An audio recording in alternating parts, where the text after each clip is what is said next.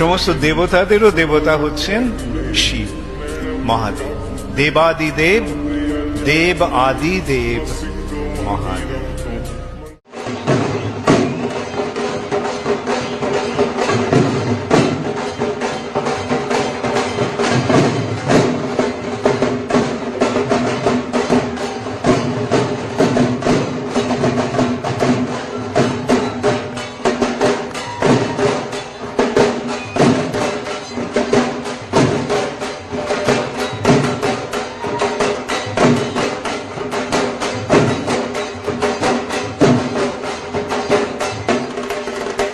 এটাই হচ্ছে বাবা বড় কাছারির মন্দিরের মূল প্রবেশদ্বার। বাবা বড় কাছারি মন্দিরের পুকুর ঘাট এবং সামনেই হচ্ছে বাবা বড় কাছারির মন্দির। নমস্কার বন্ধুরা, ভিডিওর প্রথমেই আপনাদের সকলকে জানাই প্রণাম। আজকের আমি রয়েছি মোকামবেড়ে, দক্ষিণ মোকামবেড়ে বাবা বড় কাছারির মন্দিরে। যেহেতু আগামী দিন থেকে শুরু হচ্ছে বাবা মহাদেবের নীলষষ্ঠীর বা ঝাঁপ, চড়ক বা গাজন, যে যার এলাকাতে যেভাবে সেটাকে পালিত করা হয়। আমি এই মুহূর্তে রয়েছি বাবা বড় কাছারির মন্দিরের ঠিক পেছন সাইডটাতে। আপনাদেরকে দেখাবো আজকের এই মুহূর্তে কত পরিমাণ ভিড়, যেহেতু কালকের ঝাঁপ রয়েছে এবং সোমবার দিন রয়েছে নীলষষ্ঠীর বার। তো চলুন ভিডিওটা শুরু করা যাক। এই যে পুকুরটি দেখছেন, এই পুকুরটির একটা সাইডে পুরো মন্দিরের পেছনটাতে বাধাই করা রয়েছে। এখান থেকেই ভক্তরা স্নান করে তারা দণ্ডি কেটে মন্দিরে যায় এবং মানত পূরণ করে। আমি আস্তে আস্তে বাবার মন্দিরে যাব।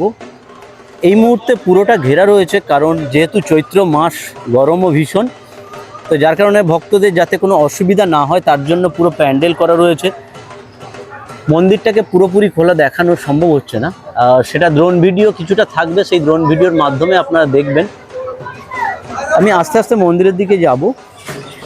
ঠিক মন্দিরের সামনে এই যে মূর্তিটি দেখছেন, এটি হচ্ছে নন্দী বাবার মূর্তি এবং মন্দিরে ওঠার দুই সাইডে, বাম সাইডে এবং ডান সাইডে দুটি ষাঁড়ের মূর্তি রয়েছে এবং মন্দিরে ঢুকতে যাওয়ার ঠিক ডান সাইডে ভৃঙ্গি বাবার মূর্তি রয়েছে। আস্তে আস্তে আমি মন্দিরের গর্ভগৃহে যাব, আপনাদেরকে দেখাবো বাবা মহাদেব ও পার্বতীর মূর্তিটা দেখাবো আপনাদেরকে। এটাই হচ্ছে মন্দিরের মূল গর্ভগৃহ। এটা গর্ভগৃহের ভেতরে ঢুকে এই যে চ্যানেলটি করা রয়েছে দেখুন, বাবা মহাদেবের একটি ছোট্ট শিবলিঙ্গ রয়েছে। এইখানেই ভক্তরা আসে দুধ ঢালে এবং জল যে তোলে পুকুর থেকে, সেই জল ঢালে এখান থেকে। আচ্ছা, আমরা এখানে যে ভক্ত রয়েছেন ওনার কাছ থেকে জেনে নেব আগামী দিন এবং সোমবার দিন কি প্রোগ্রাম রয়েছে না রয়েছে সেগুলো একটু জেনে নেব। বাবু, আমাকে একটু বলবেন আপনাদের এখানে কি প্রোগ্রাম রয়েছে আগামী দিন? আমাদের এখানে গতকাল যাত্রা আছে, ঝাঁপ আছে, আর এখানে যে মন্দিরে যে আমরা বহুত দিন ধরে আছি, নিজের সঙ্গে কানেকশানে আমাদের এই যে গভীরটা আছে, আমি গভীরটা দেখাচ্ছি। হ্যাঁ, এই গভীরটায় যে কোনো রোগীর নাম করে, যেখানে রোগের নাম করে মাদুরি, খালি মাদুরি দিলে সেই মাদুরিটা ঘুরতে উঠে, যে কোনো রোগের নাম করে মাদুরিটা দিলে সেই মাদুরিটা ঘুরতে উঠে আসবে, যে কোনো রোগী। আচ্ছা, আমাকে বলবেন এই বাবা বড় কাছারির মন্দিরটা কতদিন পূজিত হয়ে আসছে, বা এই যে বড় মন্দিরটা কতদিন স্থাপন হয়েছে সেটা একটু বলবেন? বড় কাছারি মন্দির এখন থেকে ধরো 70 বছর। 70 বছর। আর এই মন্দিরটা স্থাপন হয়েছে কত বছর? মন্দিরটা হয়েছে 50 বছর। 50 বছর। তো বন্ধুরা, এই যে পুজোটা হচ্ছে বাবার বড় কাছারি, আপনারা কিভাবে আসবেন না আসবেন সেটা আমি ডিটেলসে বলে দেব। এই মন্দিরটা কিন্তু প্রায় 70 বছর পূজিত হয়ে আসছে হর পার্বতীর, এবং তার সাথে এই চৈত্র মাসে চড়ক বলুন, গাজন বলুন বা ঝাঁপ বা নীলষষ্ঠীর বার তারা পালিত হয়ে আসে। বহু দূর দূরান্ত থেকে ভক্তরা এখানে আসে। এটা একদম মূল গর্ভগৃহ মন্দিরের। আর পুরো ভিডিওটা আমি ড্রোন ভিডিওর মাধ্যমে উপর থেকে মন্দিরটাকে দেখাবো, কারণ এই মুহূর্তে পুরোটা প্যান্ডেল করা রয়েছে। আমি বাবুর কাছ থেকে জেনে নেব এখানে কত পরিমাণ ভিড় হয় এই চড়কের সময়। এখানে কোটি কোটি লোক হয়, কোটি কোটি লোক।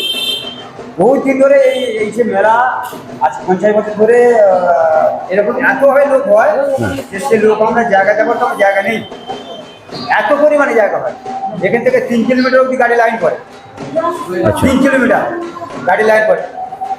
দাঁড়াটা ধরুন, এটা আজকে চৈত্র মাস বলে মেলা হয়, আবার শ্রাবণ মেলা হয় 1 মাস, শ্রাবণ মেলা 1 মাস শ্রাবণ মেলা হয়, কোটি কোটি কোটি লোক হয়ে যায়।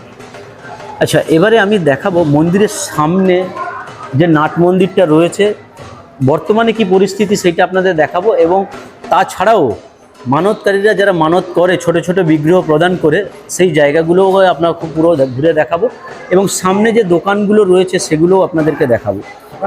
আচ্ছা, এই বাবা বড় কাছারির মন্দিরে কি নিয়মাবলী আছে না আছে, মূল গর্ভগৃহে যিনি ভক্তরা আছেন ওনার কাছ থেকে আমি জেনে নেব। বাবু একটু বলবেন এখানে আপনাদের কি নিয়ম কানুন রয়েছে? যে ধরো একটা বড় রোগ হয়েছে, এসে মানব করে মানে পুকুর ঘাটে চান টান করে এসে মাদুলি বাঁধলো, মানে একটা মানব করে ঢিল বেঁধে দিল। ঢিল বাঁধার পরে তার মানসিক উদ্ধার হয়ে গেল। উদ্ধার হয়ে যাওয়ার পর সেই ঢিলটা তিনি খুলে দিলেন। খুলে দেওয়ার পরে এবার ছলন নিয়ে এসে মানব। আচ্ছা, ছলন বলতে ছোট ছোট বিগ্রহ, হর পার্বতীর যে বিগ্রহ থাকে, যে বিগ্রহ শিব দুর্গা এবং কৃষ্ণ গোপাল। ঠিক আছে, একবার আমি বাইরেরটা পুরো ঘুরে দেখব। আমাদের পুরোহিত মশাই বা ভক্তের কাছে আমরা যে নিয়মকানুনগুলো আছে সেগুলো আমরা জানলাম। চলুন এবার বাইরের দিকটা ঘুরে দেখি, আর কিছুটা ড্রোন ভিডিওর মাধ্যমে মন্দিরের পুরো এরিয়াটা ঘুরে দেখি।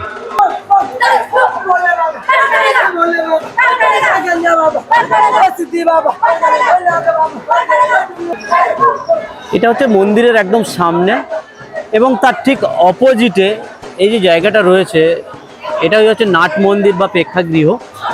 তো এখানে আপনার ভক্তরা এসে এই জায়গায় থাকতে পারবেন, আশ্রয় নিতে পারবেন, এবং মন্দিরের ঠিক ডান সাইডে আপনাদেরকে একটা জায়গা দেখাবো।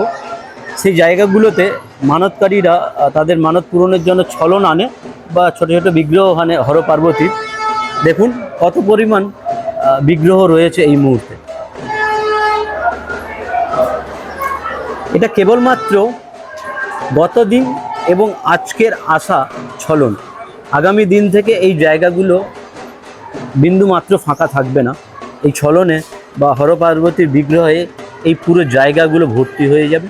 আর এই যে পুরো প্রেক্ষাগৃহ বা ফাঁকা জায়গাটা দেখছেন, এখানে ভক্তরা এসে আশ্রয় নেয়, এবং তার ঠিক পেছন দিকটায় ওখানে যারা অন্নভোগ দেয়, অন্নভোগ দিয়ে বাবাকে মানত পূরণ করে, তারা ওইখানে অন্নভোগগুলো প্রদান করে। চলুন আস্তে আস্তে আরেকবার মন্দিরের দিকে যাব। এটাই হচ্ছে বাবা বড় কাছারির মন্দির। যেহেতু পুরো প্যান্ডেল করা রয়েছে, আগে বলেছি আরও একবার বলছি, এটাই হচ্ছে বাবা বড় কাছারির মন্দির। একটু সামনে যাব, কি দোকান রয়েছে বা কি পরিস্থিতি সেগুলো আপনাদেরকে একবার দেখাবো। এবার বলবো আপনারা কিভাবে আসবেন বাবা বড় কাছারি মোকামবেড়ে বাবা বড় কাছারির মন্দিরে, আপনারা কিভাবে আসবেন। এই যে রাস্তাটা আসছে দেখছেন, এই সোজা দিয়ে আপনাদেরকে আসতে হবে। ক্যানিং ট্রেন থেকে নেমে গদখালিগামী যেসব বাস, অটো বা টোটো যায়, সেই টোটোতে উঠে আপনাদেরকে চৌকিদারি মোড় নামতে হবে। চৌকিদারি মোড় নেবে, ওখান থেকে টোটো ধরতে হবে, মাত্র 15 টাকা ভাড়া নেয়। সেই টোটো ধরে আপনাদের বাবা বড় কাছারির মন্দিরে আসতে হবে।